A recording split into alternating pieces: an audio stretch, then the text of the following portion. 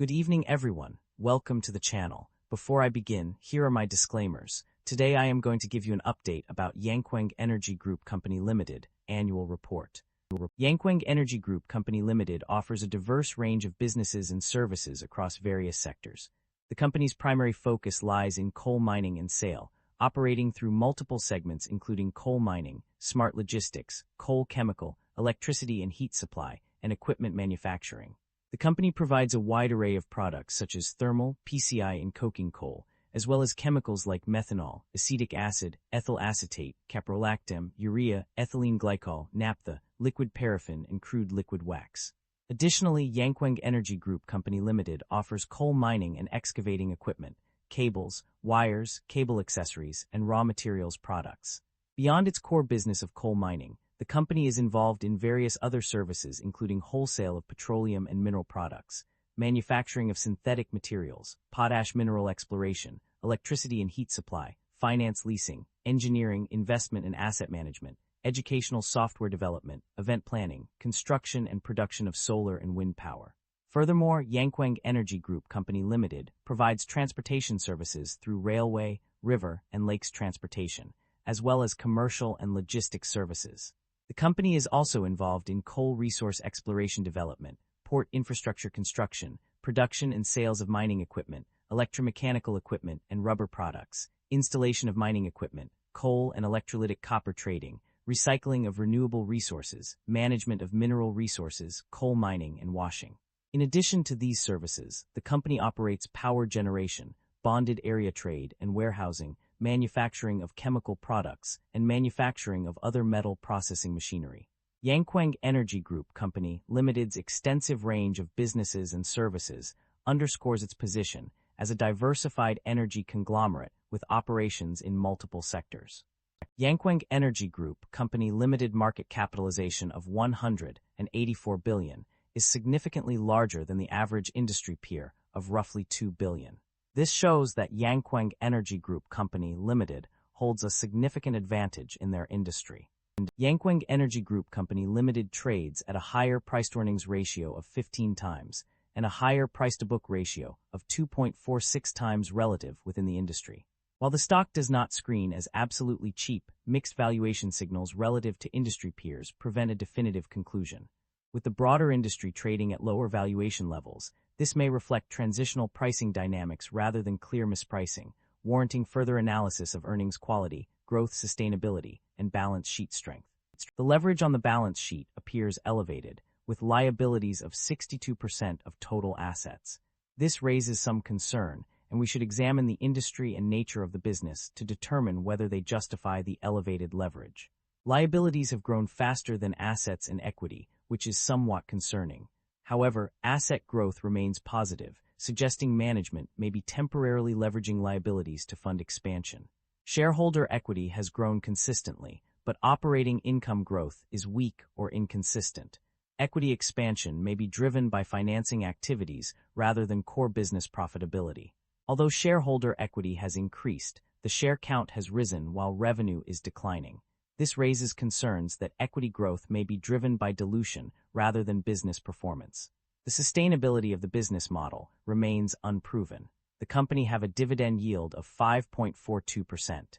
The income statement shows that the company revenue have been declining annually and operating income have not been increasing. This shows that the business is under pressure with rising cost and its management is unable to expand the business.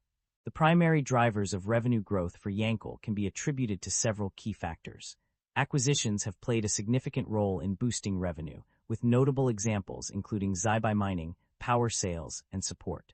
Additionally, business combinations under common control have contributed to revenue growth, with net profit from such transactions amounting to RMB 1,395,378. Furthermore, increases in paid-up capital for various subsidiaries have also driven revenue growth. On the other hand, revenue decline can be attributed to a decrease in paid-up capital for some subsidiaries and a decline in coal sales for one subsidiary. Companies with 100% control show consistent revenue growth, while those with majority control, 50%, exhibit mixed trends. Subsidiaries such as Yankuang Lucky, HK, Limited and Shandong Yankuang Intelligent Manufacturing Co., Limited have experienced significant revenue increases, whereas Inner Mongolia Haisheng Coal Industry Co. Limited has seen a substantial decline. In terms of specific activities, coal mining and sales have been a major driver of revenue growth or decline for several subsidiaries. Project investment, coal mining and washing, production and sales of methanol, urea, and other products, as well as the manufacture of chemical raw materials and chemical products have also contributed to revenue growth in various subsidiaries. The net income of the company underwent significant fluctuations across various business segments. In the power generation business, net income decreased by -63,285, while it increased by 6176 and 461 in coal business and coal chemicals business respectively. However, on a consolidated basis, net income decreased by RMB 3.656 billion, 64.2%, from the previous year. The trend continued with a decrease of RMB 0.842 billion approximately, followed by a significant drop due to impairment of intangible assets and property, plant and equipment, resulting in decreases of RMB 96 billion, 752 million, 617,000, and RM 166 billion, 606 million, 332,000. The net income also decreased by 42% and 43% under IFRS and PRC GAAP, respectively. Profit margins also experienced changes across different business segments. In the power generation business, profit margins decreased by 11.1%, while they increased by 6.28% and 8.46% in coal business and coal chemicals business respectively. However, on a consolidated basis, profit margins decreased due to year-on-year decrease in selling price of coal products. The impairment of intangible assets and property, plant and equipment likely impacted the profit margins, leading to a significant decline from 20.6% to 11.9% under IFRS, and from 16.9% to 8.3% under PRC GAAP. The company's operating cash flow has been inconsistent over the years. While there have been instances where it generated significant positive cash flows, such as RMB 70,798,865 in 2022 and RMB 29,114,071 in 2024, there have also been periods of negative cash flow. In some cases, the company's operating cash flow has been reported as both positive and negative for the same year, depending on the specific calculation or source. Despite these fluctuations, it appears that the company is generally able to generate positive operating cash flows in certain years. However, the magnitude of these positive cash flows can vary significantly from one year to another. The company's ability to manage its cash flow effectively will be crucial for its long-term success and sustainability. The financial performance of various segments and regions within the company has been mixed. On a positive note, Inner Mongolia Mining, acetic acid, urea, and coal chemical have all shown strong results. The acetic acid segment saw a remarkable 121.62% increase in revenue, while urea experienced a significant 346.64% boost. In contrast, several segments and regions struggled to meet expectations. Jining No 3 Power, Hees Neng Hua, Lunan Chemicals, Yulin Neng Hua, and Future Energy all reported decreases in sales income, ranging from 2.83% to a staggering 65.55%. Additionally, ethyl acetate and self-produced saleable coal saw declines of 15.23% and 14.5%, respectively. The company's investment in various projects also yielded mixed results. Chemical projects and logistics and warehouse projects were completed below budget, indicating potential inefficiencies or cost overruns. Furthermore, smart electricity and heat supply performed poorly compared to the more profitable coal chemical segment. Overall, while some segments and regions excelled, others require attention and improvement to optimize performance. Management is optimistic about the company's outlook, describing it as strong. The primary strategy revolves around increasing the share of high-end chemical products to over 70% by the end of the 15th five-year plan period. This will be achieved through the development of emerging industries such as high-end equipment manufacturing and smart logistics. The company aims to pursue a coordinated approach to traditional and new energy sources, with a focus on advancing an integrated model that combines wind, solar, thermal storage, and hydrogen to achieve multi-energy complementarity. Furthermore, management is committed to reducing reliance on external financing sources for capital expenditure by focusing on self-owned funds. In line with this strategy, the company will continue to invest in its core businesses while exploring new opportunities for growth.